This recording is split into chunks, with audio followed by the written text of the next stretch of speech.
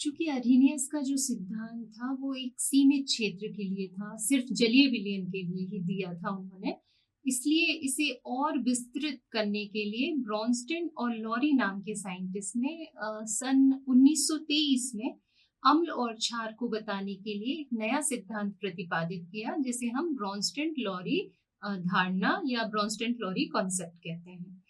ये कंसेप्ट जलीय विलयन और अजलीय विलयन मतलब एक्वस सॉल्यूशन और नॉन एक्वस सॉल्यूशन दोनों पर ही लागू किया जा सकता था।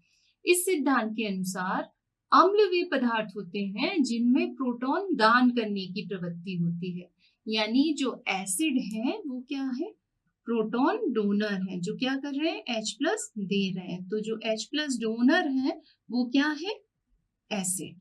ठीक है, और इन्होंने बेस को भी H प्लस आयन के रूप में ही बताया। उन्होंने कहा कोई भी सब्सटेंस जिसमें H प्लस आयन को स्वीकार करने की प्रवृत्ति होती है वो बेस कहलाते हैं। यानी बेस क्या करेंगे, जो बेस होंगे वो H प्लस आयन को एक्सेप्ट करेंगे, तो ये हो गए एक्सेप्टर। ठीक, तो ब्रॉन्स्टन और लॉरी के अनुसार अम्ल वो पदार्थ हैं जो H प्लस आयन डोनेट करते हैं और बेस वो पदार्थ हैं जो H प्लस आयन एक्सेप्ट करते हैं। यानी अम्ल प्रोटॉन का दाता, प्रोटॉन डोनर, और क्षार प्रोटॉन का ग्राही यानी प्रोटॉन स्वीकारी होता है, एक्सेप्टर होता है। तो ये जो एसिड और बेस है ये डिफरेंट टाइप्स के हो सकते हैं, ये मॉलिक्यूल के फॉर्म में भी हो सकते हैं, ये केटाइन के फॉर्म में भी हो सकते हैं, और ये एनाइन के फॉर्म में भी हो सकते हैं। जैसे कि आप यहाँ पर देख रहे हैं कि यदि हम मॉलिक्यूलर फॉर्म में देखें तो हमें बहुत सारे एसिड देखने को मिलते हैं, जैसे कि HF, HCl, HNO3, H2SO4, ये हमारे कुछ प्रमुख एसिड हैं जो सब H प्लस आयन डोनेट करते हैं। यदि हम केटाइन की बात करें तो यहाँ पर आपको NH4 प्लस दिख रहा है, AlH2O6 3 प्लस आयन दिख रहा है, ये भी H प्लस आयन डोनेट करता है, इसलिए ये एसिड है।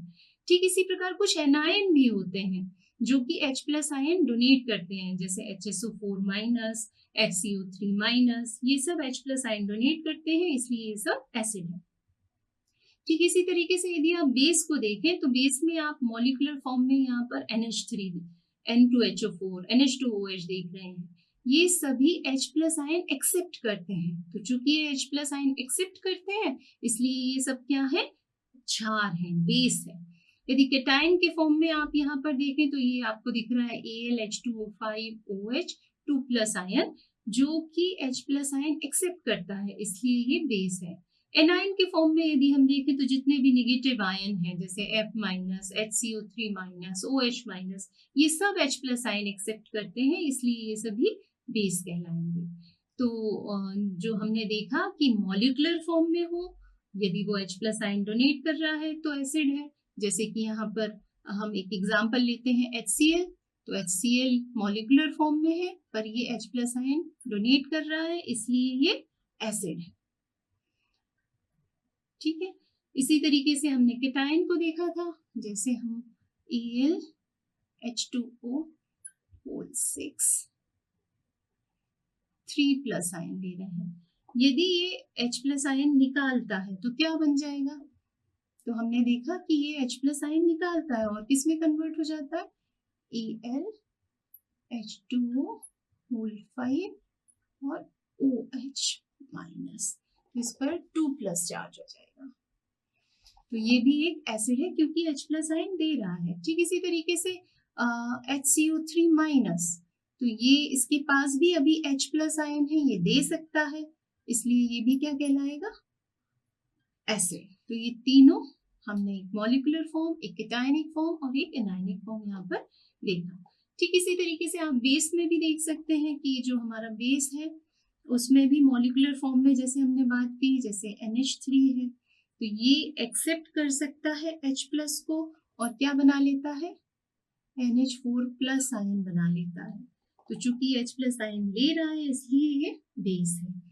यदि हम इसको रिएक्शन को पलट के लिख दें तो यहाँ पर आप देखिए AlH2O5OH कितना चार्ज था, +2, ये एक H प्लस आयन एक्सेप्ट कर लेता है तो ये वापस से क्या बन जाएगा, AlH2 होल 6 3+ चार्ज आ जाएगा। तो ये क्या कर रहा है, H प्लस आयन को एक्सेप्ट कर रहा है, इसलिए ये बेस है। यदि एनायन के फॉर्म में देखें तो हमारा जैसे हमने HCO3 माइनस लिया था, ये H प्लस आयन एक्सेप्ट यदि करता है तो क्या बना लेगा, H2CO3। ठीक है, तो बिल्कुल क्लियर होता है कि कोई भी चीज जो H प्लस आयन दे रही है वो एसिड है और जो H प्लस आयन ले रहा है वो बेस है।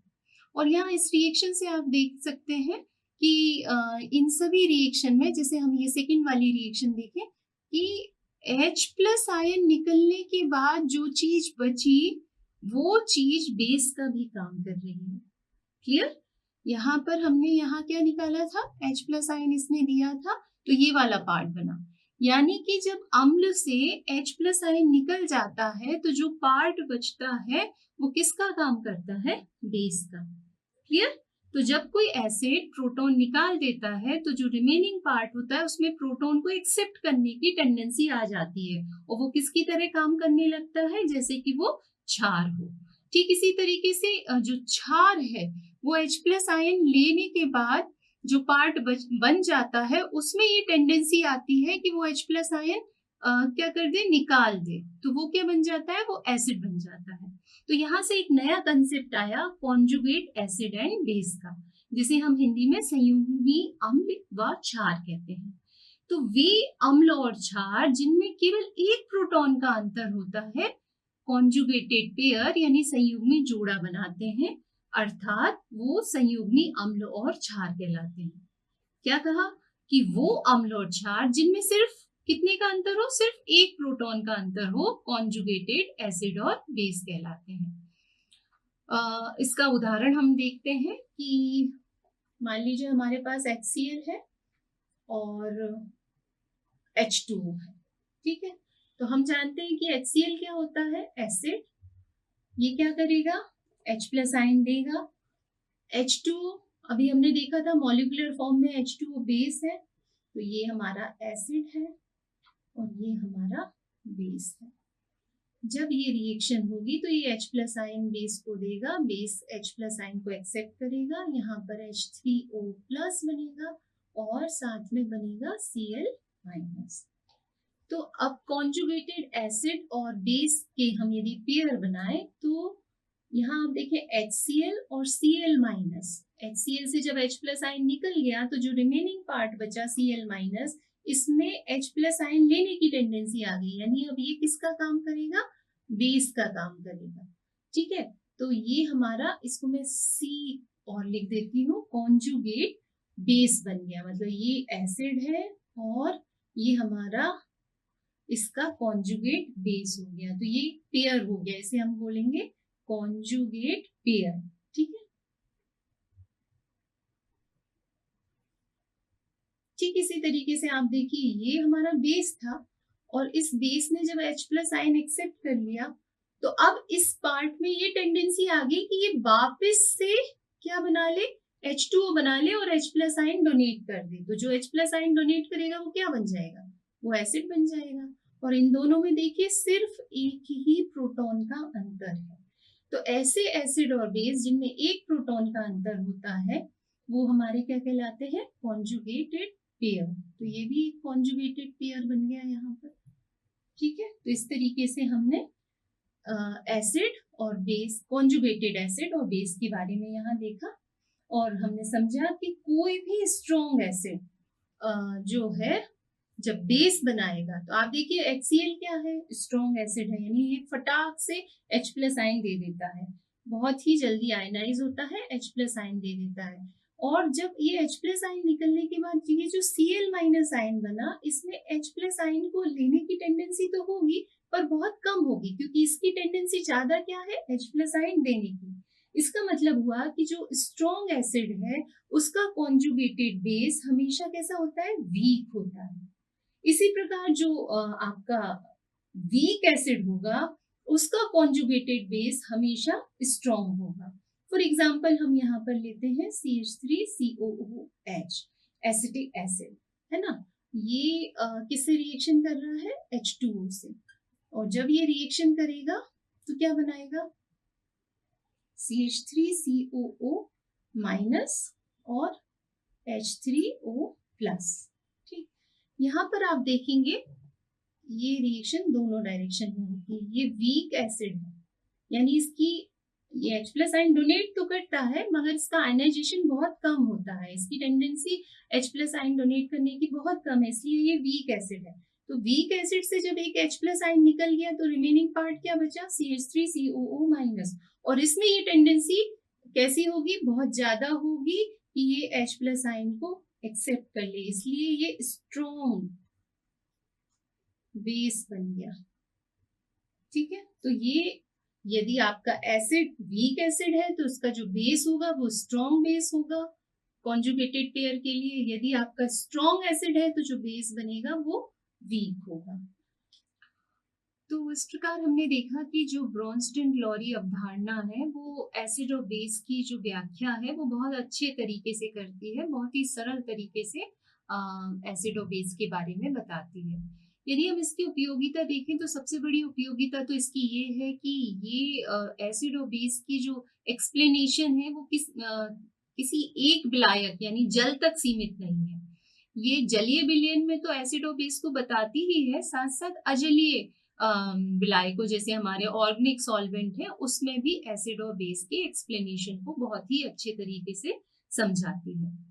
इस कंसेप्ट के अनुसार जो सब्सटेंस है उसकी एसिडिक या बेसिक जो नेचर होता है वो स्वयं पर भी निर्भर करता है, साथ ही उसकी अम्लीय और क्षारीय प्रकृति उस विलायक पर भी निर्भर करती है जिस विलायक में इसको घोला गया है।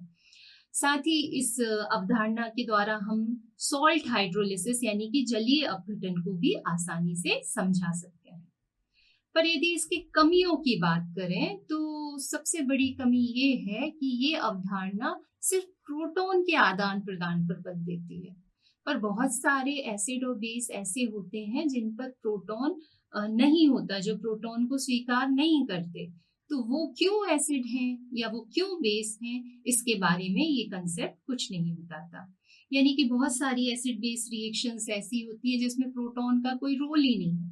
जैसे कि हम बात करें SO2, यदि ये रिएक्शन इस तरीके से लिखें कि एक पार्ट SO2 प्लस बनाता है और दूसरा पार्ट SO3 माइनस बनाता है। ठीक है, तो यहाँ पर एक एसिड है और एक बेस है। ठीक इसी तरीके से एक SO2 एसिड का काम कर रहा है और दूसरा बेस का काम कर रहा है। तो कैसे इसमें एक मॉलिक्यूल जिसमें H प्लस है ही नहीं वो एसिड का काम कैसे कर रहा है, जबकि उसी का दूसरा मॉलिक्यूल बेस का काम कर रहा है।